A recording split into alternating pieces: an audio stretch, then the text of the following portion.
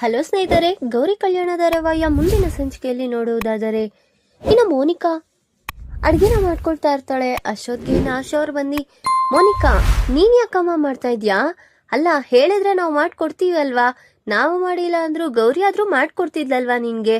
ಯಪ್ಪ ದೇವ್ರೆ, ಎಲ್ಲಿ ನೋಡಿದ್ರು ಈ ಗೌರಿ ಜಪ ಮಾತ್ರ ನಿಲ್ಲದಿಲ್ಲ ಅನ್ಸುತ್ತೆ.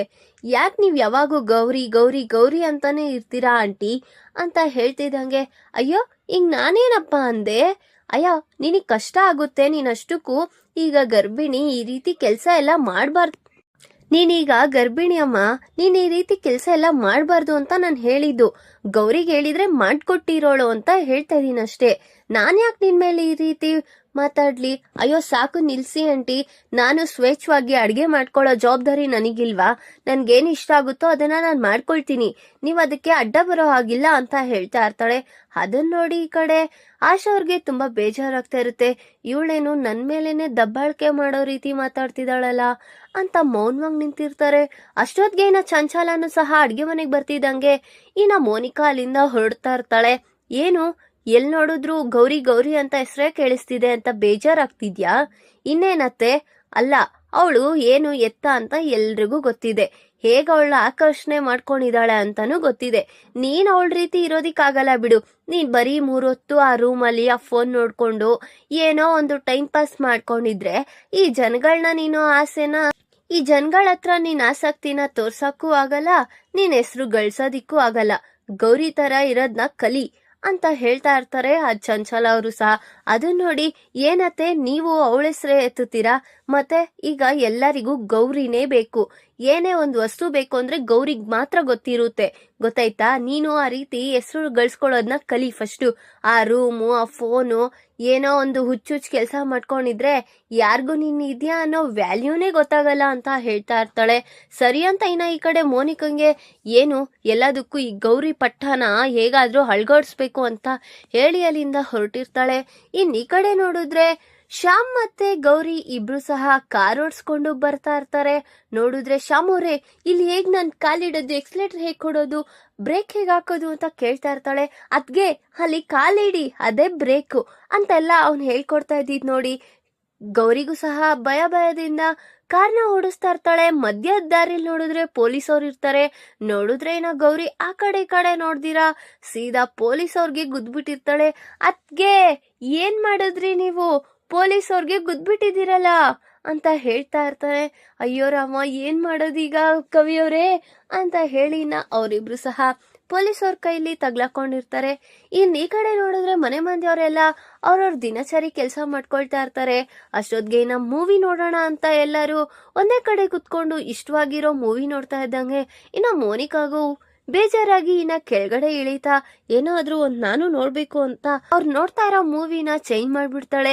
ಇಲ್ಲಿ ನಾವೆಲ್ಲ ಮೂವಿ ನೋಡ್ತಾ ಇದೀವಿ ತಾನೇ ಮೋನಿಕಾ, ಯಾಕೆ ನೀನ್ ಈ ರೀತಿ ಚೇಂಜ್ ಮಾಡ್ತಾ ಇದ್ಯಾ ಅಂತ ಹೇಳ್ತಿದಂಗೆ, ನಾನು ನೋಡ್ತೀನಿ ಆಂಟಿ, ಬೇರೆ ನನಗಿಷ್ಟ ಆಗೋ ಕಾರ್ಯಕ್ರಮನ ನಾನು ನೋಡ್ಕೊಳ್ತೀನಿ, ಹಾಗಂತ ಹೀಗ್ ಕಸ್ಕೊಳ್ಳೋದಾ? ಸ್ವಲ್ಪನೂ ನಿನಗೆ ಬುದ್ಧಿ ಅನ್ನೋದಿಲ್ವಾ ಅಂತ ಬೈತಾ ಇರ್ತಾರೆ. ಧಾರಾವಾಹಿಯ ಪ್ರತಿಯೊಂದು ಸಂಚಿಕೆ ತಪ್ಪದೆ ನೋಡಬೇಕಾದರೆ ನಮ್ಮ ಜ್ಯೋತಿರ್ಭಾವ ಚಾನಲ್ ಈಗಲೇ ಸಬ್ಸ್ಕ್ರೈಬ್ ಮಾಡ್ಕೊಳ್ಳಿ. ಹಾಗೆ ಪಕ್ಕದಲ್ಲಿರುವ ಬೆಲ್ ಬಟನ್ ಅನ್ನು ಪ್ರೆಸ್ ಮಾಡಿ ಅದರಲ್ಲಿ ಆಲ್ ಆಪ್ಷನ್ ಸೆಲೆಕ್ಟ್ ಮಾಡ್ಕೊಳ್ಳಿ. ಇದರಿಂದ ನಾವು ರಿಲೀಸ್ ಮಾಡುವಂತಹ ಸಂಚಿಕೆ ಅಪ್ಡೇಟ್ ನೋಟಿಫಿಕೇಶನ್ ಸಿಗುತ್ತೆ. ಅಷ್ಟಕ್ಕೂ ನಿನ್ ರೂಮಲ್ಲೂ ಟಿವಿ ಇದೆ ತಾನೆ, ಅಲ್ಲಿ ಆರಾಮಾಗಿ ಕುತ್ಕೊಂಡು ನೋಡ್ಕೋಬೋದಲ್ವಾ ಅಂತ ಹೇಳ್ತಿದಂಗೆ, ಅಲ್ಲ ನಮ್ಮತ್ತೆ ನೋಡಿದ್ರೆ ಎಲ್ಲರ ಜೊತೆ ಮಿಂಗಲ್ ಆಗು, ಎಲ್ಲರ ಜೊತೆನೂ ಖುಷಿಯಾಗಿ ಮಾತಾಡು ಅಂತ ಹೇಳ್ತಾರೆ. ನೀವ್ ನೋಡಿದ್ರೆ ನಿನ್ ರೂಮಲ್ಲಿ ಟಿವಿ ಇಲ್ವಾ, ಅಲ್ಲಿ ನೋಡ್ಕೊಳಕ್ ಆಗಲ್ವಾ ಅಂತೀರಾ. ನನ್ ಗಂಡ ನನ್ ಜೊತೆ ಯಾವಾಗಾದ್ರೂ ಖುಷಿಯಾಗಿರೋದ್ ನೀವ್ ನೋಡಿದೀರಾ? ಈ ಮನೆಗ್ ನನ್ ಕಾಲಿಟ್ಟಾಗಿಂದ ಏನಾದ್ರೂ ಮಾಡಿ ಅನಿಕೇತ್ ಆ ಕಡೆ ಈ ಕಡೆ ಅಂತ ಓಡಾಡ್ತಾನೆ ಇದ್ದಾನೆ, ನನ್ ಜೊತೆ ಖುಷಿಯಾಗೂ ಇಲ್ಲ. ಏನ್ ಮಾಡ್ತಿದ್ದಾನೆ ಅಂತ ಅವನಿಗೆ ಗೊತ್ತಾಗ್ತಾ ಇಲ್ಲ. ಈಗ ಯಾಕೆ ಈ ರೀತಿ ಮಾತಾಡ್ತಿದ್ಯಾ ಮೋನಿಕಾ ಅಂತ ಚಂಚಲ ಅವ್ರು ಹೇಳ್ತಾ ಇರ್ತಾಳೆ. ಚಂಚಲ ಹೇಳ್ತಿದ್ದಂಗೆ ಈ ಕಡೆ ಅನಿಕೇತ್ಗೂ ಸಹ ಕೋಪ ಬರ್ತಾ ಇರುತ್ತೆ.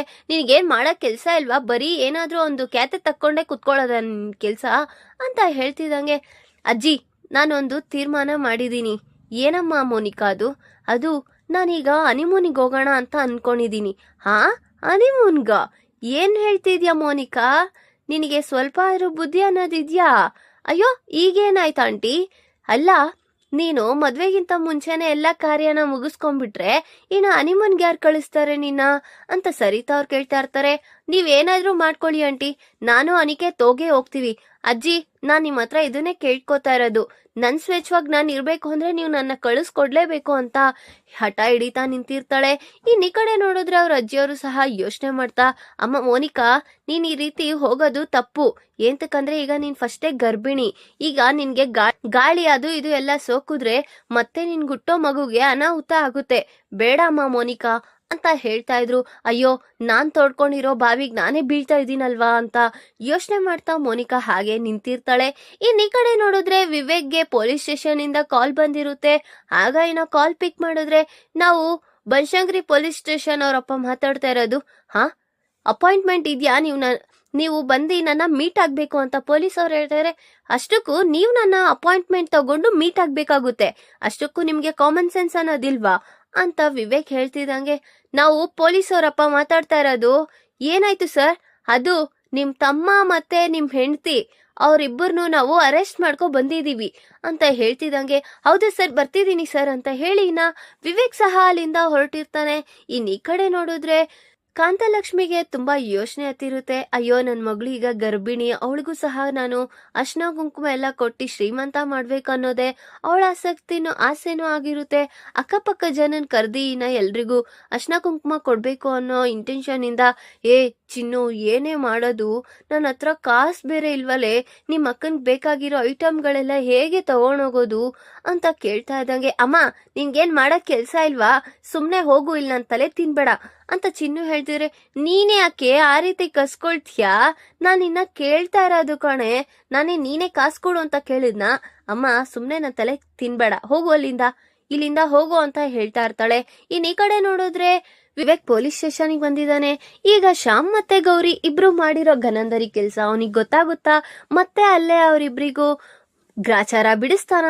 ಈ ಕಡೆ ನೋಡಿದ್ರೆ ಮೋನಿಕಾ ಹೇಗಾದ್ರೂ ಮಾಡಿ ನಾನು ಹನಿಮೂನಿಗೆ ಹೋಗ್ಬೇಕು ಅಂತ ಯೋಚನೆ ಮಾಡ್ತಿದ್ದಾಳೆ. ಅವಳು ತೋಡ್ಕೊಳ್ಳೋ ಬಾವಿಗೆ ಅವಳೇ ಬಿದ್ದಿ ಈಗ ನರ್ಕ ಅನ್ಭವಿಸ್ತಿದ್ದಾಳೆ. ಈಗ ಮುಂದೆ ಏನ್ ಮಾಡ್ತಾಳೆ ಅನ್ನೋದನ್ನ ಮುಂದಿನ ಭಾಗದಲ್ಲಿ ತಿಳಿಸ್ಕೊಡ್ತೀನಿ. ಈ ವಿಡಿಯೋ ಇಷ್ಟ ಲೈಕ್ ಮಾಡಿ, ನಿಮ್ಮ ಫ್ರೆಂಡ್ಸ್ ಆಗಿ ನಿಮ್ಮ ರಿಲೇಟಿವ್ಸ್ಗೂ ಶೇರ್ ಮಾಡಿ ಅಂಡ್ ಕಮೆಂಟ್ ಮಾಡಿ. Thanks for watching.